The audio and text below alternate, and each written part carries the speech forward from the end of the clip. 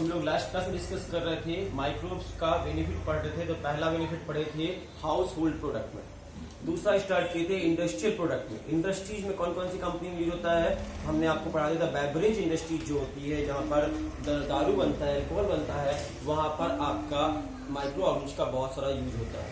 ठीक है, ईस्ट नाम का माइक्रो ऑर्गेनिज यूज होता है। फिर आज की क्लास में डिस्कस करेंगे एंटीबायोटिक बनाने वाली कंपनी में, जहां पर एंटीबायोटिक बनती है उन कंपनियों की बात कर रहे हैं हम। एंटीबायोटिक दवाई बनाने वाली कंपनियां जो होती है, मेडिसिन बनाने वाली कंपनियां, वहां पर एंटीबायोटिक के प्रोडक्शन करने के लिए माइक्रो ऑर्गेनिज का यूज किया जाता है। एंटीबायोटिक वर्ड को देखते हैं। एंटीबायोटिक का मतलब होता है अगेंस्ट, एंटी का मतलब होता है अगेंस्ट, और बायो का मतलब होता है लाइफ, मतलब जीवन के विरुद्ध। तो अगेंस्ट लाइफ ये वर्ड किस सेंस में कहा गया है? तो एंटीबायोटिक वर्ड जो कहा गया है आपका, एंटीबायोटिक का नाम एंटीबायोटिक अगेंस्ट लाइफ इसलिए रखा गया है। किसके जीवन के अगेंस्ट में, किसके बिहेव में कहा गया है ये? इन रिस्पेक्ट टू, ये बात कही गई है इन रिस्पेक्ट टू पैथोजन, बीमारी फैलाने वाले जो माइक्रो ऑर्गेनिज्म है, पैथोजन है जो बीमारी फैला रहे हैं, उन पैथोजन के अगेंस्ट में ये कहा गया है। तो जो एंटीबायोटिक वर्ड का मतलब एंटी का मतलब अगेंस्ट है, अगेंस्ट लाइफ। किसकी लाइफ के अगेंस्ट काम करते हैं? पैथोजन की, जो बीमारी फैलाने वाले ऑर्गेनिज्म है, डिजीज कॉजिंग एजेंट है, पैथोजन है, उनकी लाइफ के अगेंस्ट में काम करते हैं। ठीक है, ह्यूमन के कंटेक्स्ट में इसको अगेंस्ट लाइफ ना समझकर एंटीबायोटिक का मतलब समझते हैं प्रो लाइफ, जीवन रक्षक। तो प्रो लाइफ वर्ड यूज करते हैं फॉर ह्यूमन बीइंग के लिए एंटीबायोटिक वर्ड का मतलब प्रो लाइफ है, और पैथोजन के लिए इसका मतलब अगेंस्ट लाइफ है। याद रखिएगा, अगेंस्ट लाइफ हमारे लिए नहीं है, एंटीबायोटिक हमारे लिए प्रो लाइफ है और पैथोजन के लिए अगेंस्ट लाइफ है। ये बात करते हैं एंटीबायोटिक की। जब हम बात करते हैं, ये क्वेश्चन उठाते हैं एंटीबायोटिक होती क्या चीज है, तो बोले एक सब्सटेंस है, केमिकल सब्सटेंस है। ये क्या है? एंटीबायोटिक क्या है? एक सब्सटेंस, एक तरह केमिकल है। सब्सटेंस है, किससे निकलता है? सब्सटेंस है, किससे बनता है ये सब्सटेंस? तो बनता है ये माइक्रो ऑर्गेनिज से पैदा किया जाता है। तो माइक्रो ऑर्गेनिज से पैदा होने वाला एक सब्सटेंस है। ठीक है ना? तो आपका एंटीबायोटिक जो केमिकल है, सब्सटेंस है, वो किससे पैदा किया जाता है? माइक्रो ऑर्गेनिज से पैदा होता है। और क्या काम के लिए आता है? तो माइक्रो ऑर्गेनिज को मारने का मतलब, माइक्रो ऑर्गेनिज से पैदा होता है और माइक्रो ऑर्गेनिज को ही मारता है। किस तरह माइक्रो ऑर्गेनिज मारता है? डिजीज कॉजिंग ऑर्गेनिज जो होते हैं, पैथोजन होते हैं, उनको मारने का मारता है। तो माइक्रो ऑर्गेनिज से पैदा होता है और माइक्रो ऑर्गेनिज को किल करता है। याद रखिएगा, वैसे केमिकल सब्सटेंस जो माइक्रो ऑर्गेनिज से पैदा होते हैं और माइक्रो ऑर्गेनिज को किल करते हैं, उन केमिकल सब्सटेंस को एंटीबायोटिक कहते हैं। तो आपसे कोई एंटीबायोटिक और मेडिसिन में डिफरेंस पूछे तो याद रखिएगा, एंटीबायोटिक हमेशा और हमेशा माइक्रो ऑर्गेनिज से बनती है, जबकि मेडिसिन किसी भी सोर्स से बन सकती है, प्लांट से बन सकती है, एनिमल से बन सकती है, किसी केमिकल से बन सकती है फैक्ट्री में। लेकिन आप याद रखिएगा, एंटीबायोटिक हमेशा माइक्रो ऑर्गेनिज से ही बनती है और किसको मारती है? माइक्रो ऑर्गेनिज को ही किल करती है, उसकी ग्रोथ को किल करती है, इनहिबिट करती है। इसलिए माइक्रोब से बनने वाला प्रोडक्ट जो माइक्रोब्स को ही किल करे, उसे हम एंटीबायोटिक कहते हैं। एंटीबायोटिक डॉक्टर हमें कब देता है? जब हमको कोई बीमारी, ऐसी बीमारी होती है जिसके लिए कोई कॉजिंग एजेंट रिस्पॉन्सिबल, कोई माइक्रो ऑर्गेनिज्म रिस्पॉन्सिबल बीमारी के लिए, तब हमको लोग क्या देते हैं? एंटीबायोटिक देते हैं। तो बताइए, किसी को डायबिटीज हो जाए तो उसको एंटीबायोटिक देंगे, कोई फायदा होगा कि नहीं होगा? नहीं होगा। क्यों?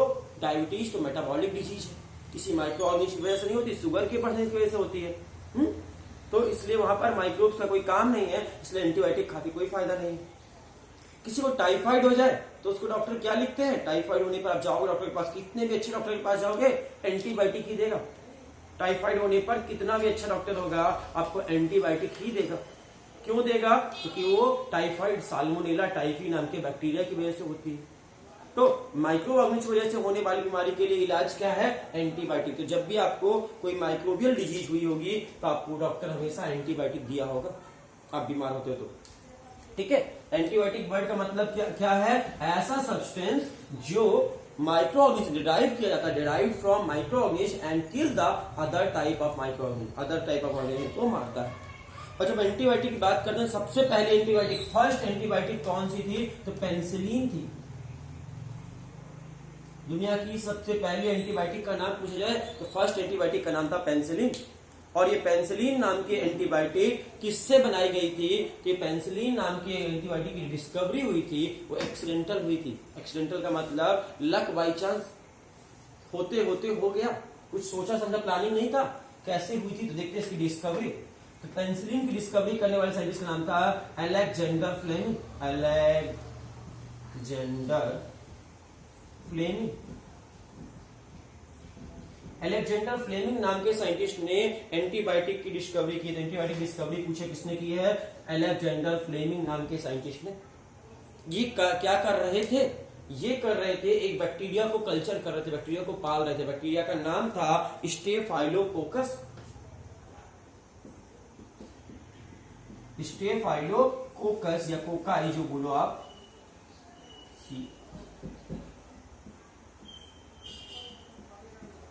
स्टेफाइलोकोकस नाम के बैक्टीरिया को पाल रहे थे। कौन? अलेक्जेंडर फ्लेमिंग एक बैक्टीरिया को कल्चर करते, स्टेफाइलोकोकस बैक्टीरिया का, इस बैक्टीरिया का क्या कर रहे थे? कल्चर कर रहे थे, पाल रहे थे उसको पेट्री प्लेट में। ठीक है, कौन? अलेक्जेंडर फ्लेमिंग नाम के साइंटिस्ट किसका कल्चर कर रहे थे? एक बैक्टीरिया पाल रहे थे। बैक्टीरिया का नाम क्या था? स्टेफाइलोकोकस। ये कांच की प्लेट ली जिसको पेट्री प्लेट कहते हैं। इसमें उन्होंने खाना रखा और खाना रखकर बैक्टीरिया पाल रहे थे। बैक्टीरिया पलने के बाद कैसा दिखता? ऐसे जहां पे आपको बैक्टीरिया पाल रहे थे ऐसा बैक्टीरिया की ग्रोथ होती, बैक्टीरिया कॉलोनी बनती। बनना चाहिए था ऐसा, लेकिन इन्होंने गलती कर दी। अलेक्जेंडर फ्लेमिंग ने एक्सपेरिमेंट करते समय कुछ गलती कर डाली और उनकी गलती का रिजल्ट क्या हुआ कि इसी प्लेट में बैक्टीरिया तो आया, बैक्टीरिया के साथ साथ एक फंगस भी ग्रो कर गया, एक फंजाई ग्रो कर गया, फंगस ग्रो कर गया। बैक्टीरिया तो ग्रो किया, कौन सा बैक्टीरिया पाल रहे थे? स्टेफाइलोकोकस। ये बैक्टीरिया तो पल गया, बैक्टीरिया तो पला, लेकिन बैक्टीरिया के कल्चर के साथ साथ उसमें एक फंजाई भी ग्रो कर गया। अब बताओ, अगर हम इसका ग्रोथ करना चाह रहे हैं, इसको पालना चाह रहे हैं, इसे कल्चर कर रहे हैं और दूसरा ऑरेंज कल्चर हो जाए तो सही हुआ एक्सपेरिमेंट की गलत हुआ? गलत हो गया। अब गलत हो गया तो करना क्या पड़ेगा? पूरा एक्सपेरिमेंट खराब हो गया, शुरू से रिपीट करना पड़ेगा। पूरा इसको प्लेट को धो और शुरू से फिर से स्टार्ट करो। तो अब अलेक्जेंडर फ्लेमिंग नाम के साइंटिस्ट ने सोचा एक दो दिन में धो लेंगे, एक दो दिन बाद धो लेंगे। प्लेट को धोना था, बर्तन मांजने वाला काम था, सोचे बाद में कर लेंगे। और 2-3 दिन इनकी प्लेट ऐसे रखी रहेगी, अनवॉश्ड प्लेट। 2-3 दिनों के बाद अलेक्जेंडर फ्लेमिंग के मन में आया चलो प्लेट धो लेते हैं, सफाई कर लेते हैं और फिर से एक्सपेरिमेंट करते हैं। जैसे ही प्लेट धोने के लिए बैठे तो उन्होंने कीन ऑब्जर्वेशन किया, ध्यान से प्लेट को देखा और क्या देखने में पाए कि ये फंगस 3-4 दिनों में बड़ा हो चुका है। 3 दिन तक जो रखा रह गया, 3-4 दिनों में फंगस क्या हो गया? बड़ा हो गया। तो होना ही था, क्योंकि फंगस भी तो ग्रो करेगा ना समय के साथ। तो क्या हो गया, कोई बड़ी बात नहीं। दूसरी चीज ऑब्जर्व किए, इस फंगस के शरीर से एक केमिकल सिक्रीट हो रहा है, एक स्पेसिफिक टाइप का केमिकल निकल रहा है और इस केमिकल की वजह से जो बैक्टीरिया था वो मर गया। बैक्टीरियल ग्रोथ रुक गई, बैक्टीरिया नहीं बढ़ा, बैक्टीरिया छोटा हो गया, बैक्टीरिया कॉलोनी मर गई। किस वजह से मर गई? इस फंगस के रस की वजह से। जो फंगस सिक्रीशन हो रहा था, इस फंगस से सिक्रीशन की वजह से बैक्टीरिया किल हो गया। ये बात अलेक्जेंडर फ्लेमिंग ने ध्यान से देख ली और इन्होंने देखा क्या? डिस्कवरी कर दी। देखो इन्होंने क्या किया, इस फंगस को देखा, गलती से एक फंगस आ गया था उनकी प्लेट में और इस फंगस से केमिकल भी निकल गया और उस केमिकल ने बैक्टीरिया को मार दिया। मतलब ये रस में ये क्षमता है ना, इस केमिकल में वो क्षमता है ना कि किसी बैक्टीरिया को मार सकता है। हाँ, तो इन्होंने किया क्या? अब इन्होंने एक्सपेरिमेंट चेंज कर दिया। अब इसकी बार उन्होंने सिर्फ और सिर्फ इस फंगस को पाला, बहुत सारा फंगस पाला। फंगस जब पाला तो फंगस से क्या निकला होगा? बहुत सारा केमिकल निकला होगा। इस केमिकल को उन्होंने इकट्ठा किया और इस केमिकल को आपके ये डॉक्टर थे, अलेक्जेंडर फ्लेमिंग एक डॉक्टर थे, आर्मी के डॉक्टर थे। तो गए और अपने वहां पे पेशेंट्स को पिला दिया। किसी पेशेंट को जाकर पिला दिया उन्होंने। बताओ, किसी पेशेंट को ये रस पिलाया होगा, फंगस का रस, तो क्या हुआ होगा? ये रस अंदर गया होगा और अंदर में जितने बैक्टीरिया होंगे सारे बैक्टीरिया को मार दिया होगा। सारे बैक्टीरिया मर गए होंगे तो वे बीमार इंसान जो इनका पेशेंट रहा होगा वो ठीक हो गया होगा कि नहीं हो गया होगा? ठीक हो गया। मतलब उन्होंने इस रस का यूज बहुत सारे पेशेंट को इलाज करने के लिए किया और इस रस का नाम क्या पड़ गया? इसी रस को पेनिसिलिन के नाम से जानते हैं। पेनिसिलिन जो बोलते हैं आपको एंटीबायोटिक, दुनिया की पहली एंटीबायोटिक ऐसे ही बनी थी। फंगस का रस था, केमिकल सिक्रेटेड बाय फंगस। और इस फंगस का नाम क्या हुआ, जब बाद इस फंगस पहचाना गया तो फंगस का नाम रखा गया पेनिसिलियम नोटेटम। Penicillium notatum. तो पेनिसिलियम नोटेटम नाम के फंजाई से, फंगस से एक केमिकल सिक्रेट होता है और उस केमिकल का नाम है पेनिसिलिन। तो दुनिया की सबसे पहली एंटीबायोटिक का नाम पेनिसिलिन था। किससे निकाली गई थी, एक फंगस से। फंगस का नाम पेनिसिलियम नोटेटम। तो पेनिसिलियम नोटेटम नाम की फंगस से दुनिया की पहली एंटीबायोटिक निकली थी जिसका नाम था पेनिसिलिन। और ये पेनिसिलिन नाम की जो एंटीबायोटिक थी बहुत इफेक्टिव थी। इसने कई सारे बैक्टीरिया को उस समय मारा था। इन्होंने एक एक्सपेरिमेंट तो कर डाला। किसने एक्सपेरिमेंट कर लिया, आपके अलेक्जेंडर फ्लेमिंग ने। अब एक्सपेरिमेंट होने के बाद हुआ क्या, ये तो बहुत बड़े साइंटिस्ट थे नहीं, एक छोटे मोटे डॉक्टर थे।